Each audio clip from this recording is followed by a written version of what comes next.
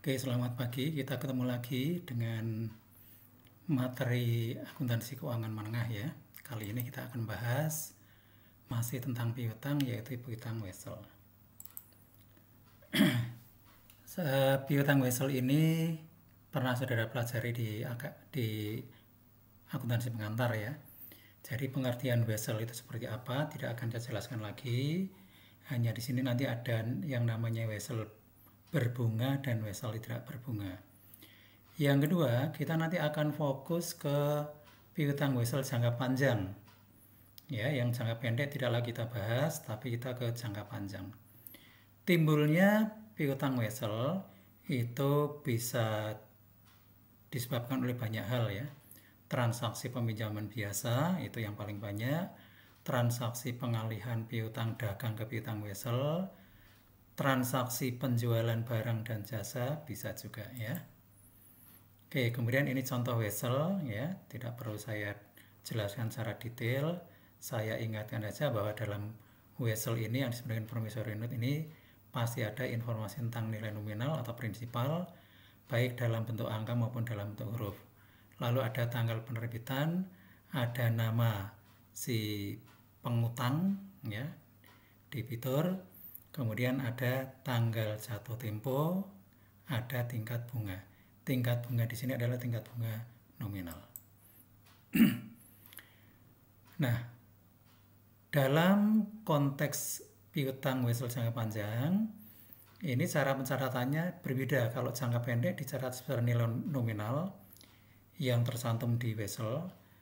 Kalau jangka panjang itu dicatat sebesar nilai tunai. Nah, nilai tunai itu nanti akan kita hitung dengan konsep nilai waktu uang. Ya, nanti kita akan menghitung nilai tunai untuk nominal wesel dan nilai tunai untuk bunga wesel. Nah, nanti untuk menghitung nilai tunai, kita menggunakan tarif atau tingkat bunga yang disebut dengan tingkat bunga pasar. Nah, sehingga di sini nanti saudara akan mengenal dua jenis tingkat bunga, yaitu tingkat bunga nominal, itu yang tercantum di wesel, dan tingkat bunga pasar. Itu tingkat bunga yang berlaku di pasar uang. Nah, pasar uang itu apa? Pasar uang itu yang paling gampang ya sama dengan bank gitu ya. Jadi di luar sana, di pasar itu, kalau pinjam-meminjam uang, bunganya berapa? Itu aja ya. Nah, di sini ada sedikit ringkasan ya. Kalau tarif nominal sama dengan tarif pasar, maka wesel biasanya kita beli sebesar nilai nominal. Artinya kita memberikan uang kepada peminjam itu sebesar nilai yang tertulis di wesel. Kemudian kalau yang kedua ini jarang terjadi, yang ketiga ini. Jika tarif nominal lebih kecil dari tarif pasar, maka wesel dibeli dengan diskon. Artinya kalau kita memberi pinjaman senilai 100, uang yang kita serahkan kurang dari 100, misalnya 98. Berarti dibeli dengan diskon. Nah, langsung saja masuk ke contoh ya. Misalnya pada tanggal 1 Januari 2015, PT Bermuda memberikan pinjaman kepada PT Timor senilai 100.000 dan menerima selembar wesel senilai 100.000. Sama ya, yang serahkan, uang yang diserahkan dan nilai wesel sama. Berjangka 5 tahun dengan tingkat bunga 8%. Nah, tingkat bunga 8% ini adalah bunga nominal. Sedangkan tingkat bunga pasar juga 8%. Nah, ini tingkat bunganya sama, berarti uang yang diserahkan dengan nilai piutangnya sama. Nah, seperti tadi saya katakan, kita nanti akan menilai tunaikan nominal ya. Nominal ini akan kita terima kembali 100.000 di tahun kelima. Ini kita nilai tunaikan ke sini itu berapa? Kemudian bunga yang kita terima setiap tahun 8.000 itu 8% bunga nominal dari 100 ya. Ini juga akan kita nilai tunaikan dengan tingkat bunga pasar 8%. Ya. Nah, jadi nanti saudara akan menggunakan, tidak perlu menggunakan rumus, tapi saudara menggunakan tabel bunga. Ya. Tabel bunga ada dua macam. Tabel 64 itu adalah tabel present value of ordinary annuity. Nah, tabel 64 nanti kita gunakan kalau kita menghitung present value untuk bunga. Ya, seperti ini ya. Bunga 8.000 dikalikan angka ini namanya diskon faktor atau faktor bunga. Angka 399.271 ini diperoleh dari diskon rate atau tingkat bunga pasar 8% kolomnya. Kemudian 5 itu periodenya. Karena 8.000 tadi kan kita terima 5 kali. Maka di sini periodenya 5. Nah, perpotongan antara baris kelima dan kolom 8% adalah angka ini.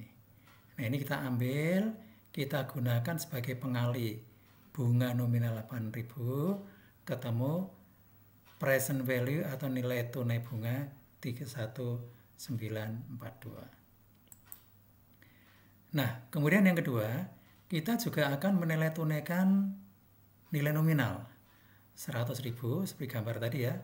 Tapi kali ini kita menggunakan tabel 62, yaitu tabel present value of single sum. Sama seperti tadi, kita ambil dari perpotongan tingkat bunga 8% dengan 5. 5 itu artinya tahun kelima. Kita menerima 100.000 kembali tahun kelima. Nah, kita peroleh diskon faktor angka ini 0,68058. Kita kalikan nilai nominal ketemu present value nominal. Nah, selanjutnya kedua angka ini kita jumlahkan. Ya, kita jumlahkan nilai tunai bunga ditambah nilai tunai nominal ketemu nilai pasar atau nilai tunai wesel. Nah, kalau sudah kita tinggal mencatat. Pada tanggal 1 Januari ketika kita menerima wesel dan menyerahkan uang, kita akan mencatat debit piutang wesel kredit kas. Nah, sekarang yang perlu saya garis bawahi, kita mencatat piutang wesel 100.000. Ini angkanya dari mana? Angkanya dari hasil perhitungan ini, ya. Bukan dari data yang di depan tadi. Sama-sama 100.000 tapi yang angka ini membacanya adalah nilai tunai atau nilai pasar wesel. Ya, jadi yang 100.000 di sini itu berasal dari sini. Kebetulan memang angkanya sama dengan nilai nominal. Jadi ini bukan nilai nominal, tapi ini adalah nilai pasar. Nah, kemudian setiap tanggal 31 Desember, ya, kita akan menerima pendapatan bunga. Ya, sehingga kita mencatat debit kas, kredit, pendapatan bunga.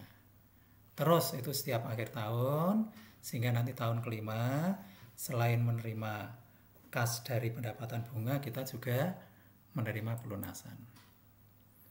Oke, sekarang kita teruskan. Contoh yang kedua. Datanya sama, tapi di sini tingkat bunga pasar 10%.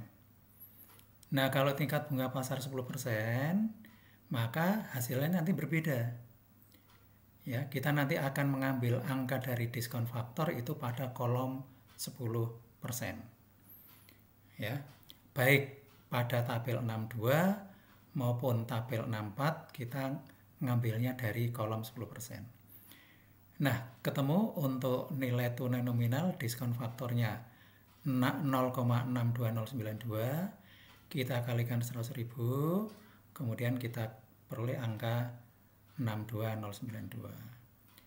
Untuk nilai tunai bunga sama 8.000 kali angka ini berasal dari tabel 64 kolom 10% baris kelima, ya.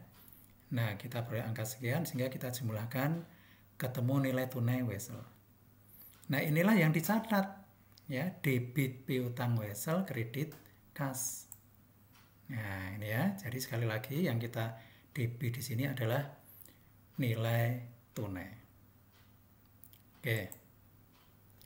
Nah, berikutnya yang lebih penting lagi adalah tabel amortisasi wesel. Tabel ini penting ya.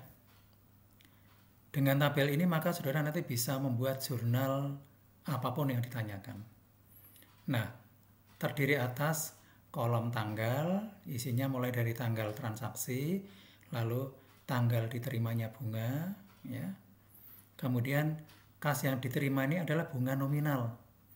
Nah, bunga nominal itu kan 8%. Jadi 8.000 setiap tahun kita terima 8.000. Kemudian kolom berikutnya pendapatan bunga. Nah, pendapatan bunga ini isinya adalah bunga efektif atau bunga pasar. Jadi nama lain dari bunga pasar itu adalah bunga efektif. 10%, ngitungnya nanti 10% dikalikan saldo Wesel. Nah, kemudian diskon, ya kalau tadi kita mengeluarkan 92, sementara piutangnya 100, berarti selisihnya kan diskon. Diskon diamortisasi. Ya, diamortisasi. Nah, sekarang cara ngisinya. Pada tanggal transaksi, kita isi dengan di sini nilai tunai. Nah, kalau kas yang diterima bunga nominal ini sama semua ya. Nah, kemudian untuk pendapatan bunga, di baris ini kita isi 10% kali 92418 ketemu sekian. Ya. Nah, kemudian diskon yang diamortisasi adalah pendapatan bunga atau bunga efektif atau bunga pasar dikurangi bunga nominal. Ya. Ketemu 9242 dikurangi 8.000 ketemu 1242. Nah, kemudian nilai buku Wesel adalah nilai buku mula-mula ditambah diskon yang diamortisasi. Ya. Ditambah berarti nanti kita akan mendebit piutang Wesel. Ya. Nah, nanti baris berikutnya juga sama. Ini 8.000, ini 10% dari 93660. Ini adalah selisih antara pendapatan bunga dan kas yang diterima. Terus seperti itu. Sehingga pada akhirnya di tahun kelima nilai buku Wesel sama dengan 100.000. Nah, kemudian dari sini kalau saudara diminta membuat jurnal setiap tahun ya gampang ya.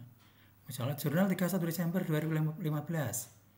Debit kas 8.000, debit piutang Wesel 1242, kreditnya pendapatan bunga 9262. Ya, terus 2016 sama juga, debit kas 8.000, debit piutang Wesel, kredit pendapatan bunga. Terus ya, sehingga nanti pada tahun terakhir selain kita mencatat bunga, kita juga akan mencatat pelunasan Wesel, debit kas, kredit piutang Wesel. Nah, jadi ini ya. Ini tahun pertama, nanti tahun kedua, tahun ketiga, tahun keempat, tahun kelima sama semua. Tinggal melihat pada tabel ini. Ya. Baik, saya kira ini tahap pertama.